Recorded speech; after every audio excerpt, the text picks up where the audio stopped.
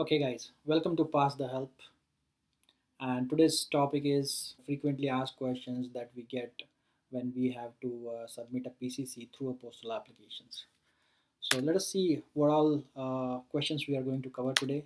The questions will be: do you need to provide original documents?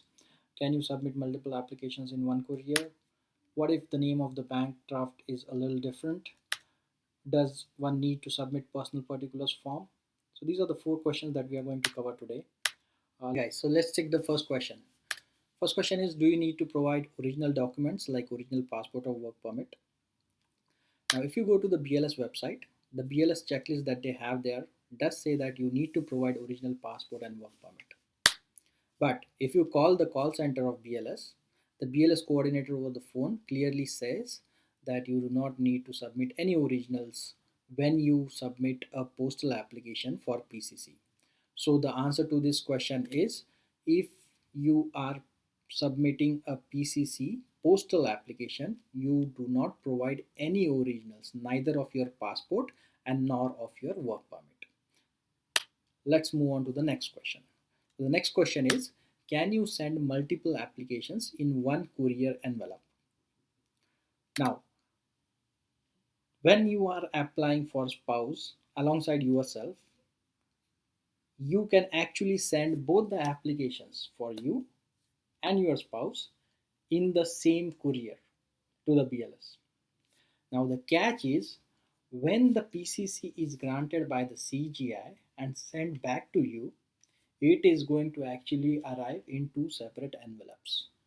So what does this mean is, you will have to pay for an additional courier to receive that extra envelope from the Consulate General of India with the PCC in it.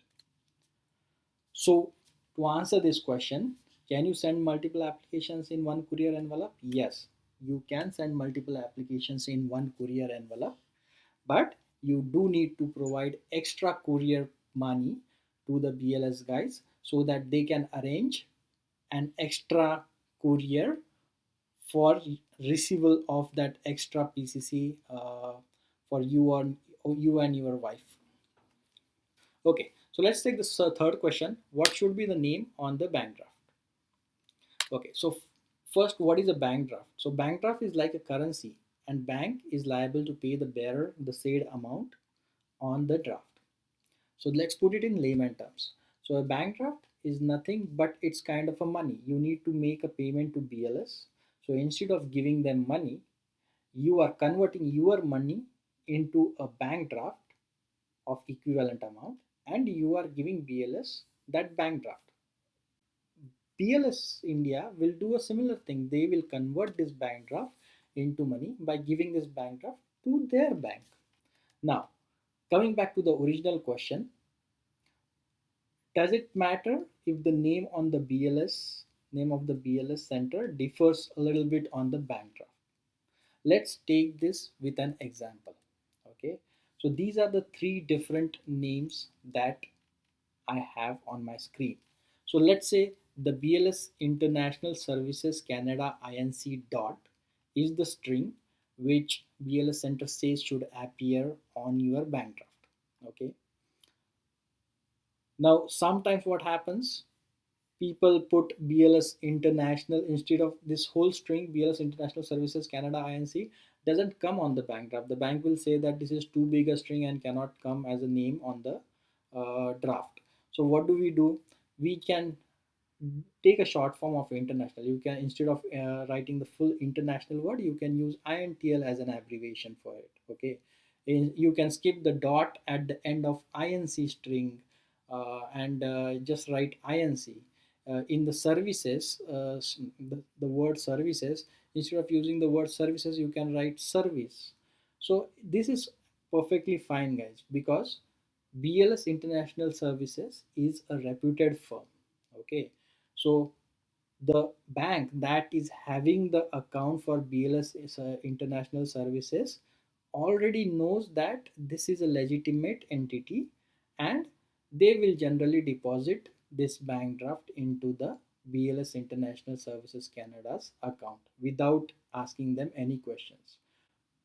And this is only because of the good credit and the reputation that BLS International has. This might not work in case of individuals. Okay,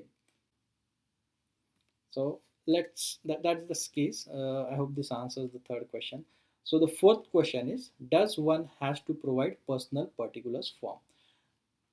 Now, this is the question that many people come up with just because the BLS checklist on the BLS website does have a place where they say that please provide personal particulars form.